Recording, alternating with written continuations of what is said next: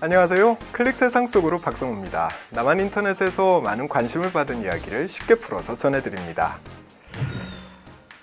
한 달이라는 시간이 생긴다면 여러분은 어디에서 살아보고 싶으십니까? 요즘 남쪽에서는 일상을 떠나서 여유를 즐기려는 사람들이 늘면서 해외부터 시골 구석구석까지 한 달 살아보기가 유행인데요. 그 중에서도 서울에서 비행기로 1시간, 이렇게 거리도 가깝고 풍경도 아름다워서 제주도에서 한 달 살기에 도전하는 사람들이 많습니다. 이런 유행을 반영하듯 2018년 5월 남한의 서울시는 도시 청년들에게 특별한 제안을 했습니다. 한 달 동안 제주도에 살면서 제주도의 농촌을 체험해 보라는 건데요. 물론 일의 강도에 따라서 4만 원에서 8만 원까지 일당도 받게 되고요. 숙식도 제공되는 등 파격적인 조건들이 따라붙었습니다. 솔깃한 제안에 청년들의 신청이 쇄도했다는데요. 도대체 서울시는 왜 이런 제안을 하게 됐을까요? 서울시가 제주도 한 달 살아보기 사업을 시작한 배경은 농촌이 겪고 있는 인력난 때문입니다. 젊은 사람들은 모두 도시로 떠났고 남아있는 농촌 인구는 고령화된 탓에 농촌에서 일할 사람이 늘 부족한데요.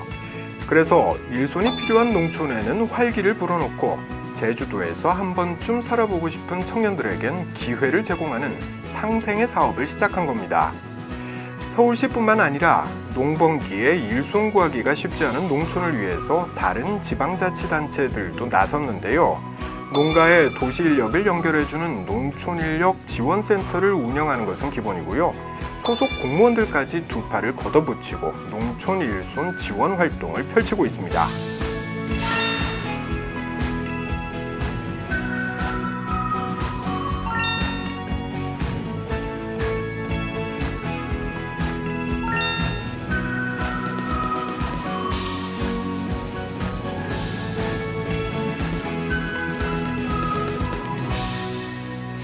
흔히 농사는 때가 있다고 합니다. 특정 시기까지 정해진 일을 하지 않으면 한 해 농사를 망칠 수 있기 때문에 정해진 시간 안에 일을 해내야 하는 거죠.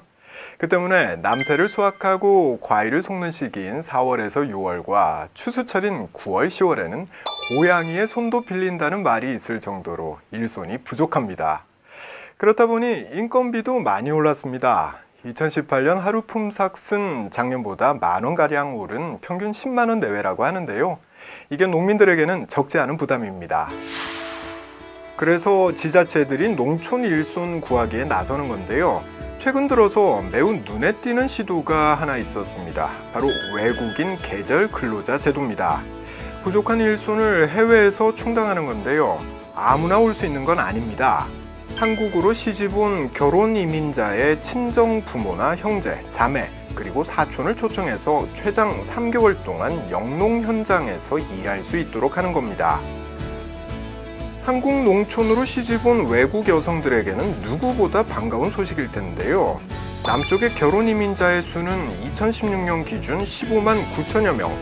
이들은 모처럼 친정 가족을 만날 수 있어서 좋고 또 한국 농가는 최저임금에 해당하는 일당 6만 240원이라는 저렴한 품삯으로 일손을 구할 수 있기 때문입니다. 그뿐 아니라 계절 근로자는 자신의 나라에서 받던 것보다 더 많은 임금을 받을 수 있다는 장점도 있습니다. 외국인 계절 근로자 제도는 2015년 충북 지역을 중심으로 처음 도입됐고요. 2년여의 시범사업 기간을 거쳐 2017년부터 본격 시행됐는데요. 결혼 이민자의 가족이다 보니 의사소통도 원활하고 무엇보다 믿고 맡길 수 있다는 점에서 농민들의 호응도 큽니다. 때문에 외국인 계절 근로자를 신청한 지자체가 2017년 20곳에서 2018년 31곳으로 늘어났고요. 해당 근로자 수도 2277명으로 2017년에 비해서 2배 수준으로 늘어났습니다.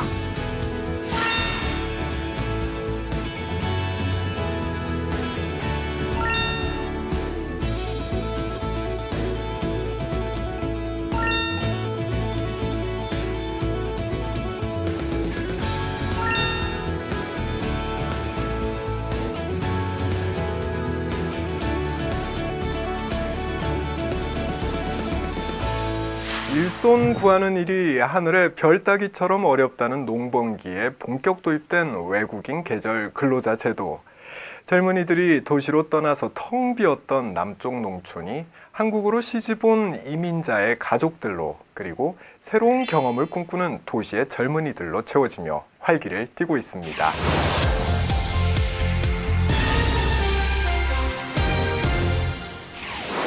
어디선가 누군가에게 무슨 일이 생기면은 의인이 바로 나타나서 구해주는 건 만화, 영화 속의 일인 줄 알았습니다. 그런데 요즘 현실 속에서 그런 일이 종종 일어나고 있는데요. 얼마 전에 고속도로에서 일어난 사고에서도 그런 의인이 있었습니다. 전 국민의 박수를 받은 이 남자, 도대체 고속도로에서 무슨 일을 했던 걸까요? 제2 서해안 고속도로 하행선을 질주하던 빨간색 승용차가 갑자기 중앙 분리대를 들이받더니 서지 않고 그대로 달립니다.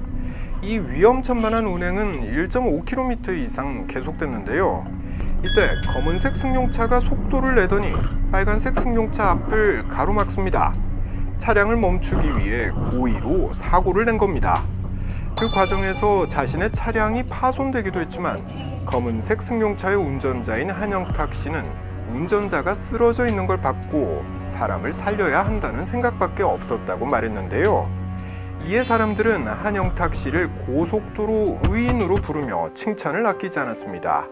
용기와 희생으로 쓰러진 운전자를 구했고 대규모 인명피해를 불러올 수도 있는 연쇄 추돌 사고를 막았기 때문입니다. 게다가 한영탁 씨는 부서진 차량에 대한 배상도 정중히 거절했는데요. 하지만 자신이 몰던 차량을 만든 회사가 새 차를 선물하기로 하면서 인터넷상에서는 금도끼, 은도끼, 전래동화의 현대판이라며 다시 한번 난리가 났습니다.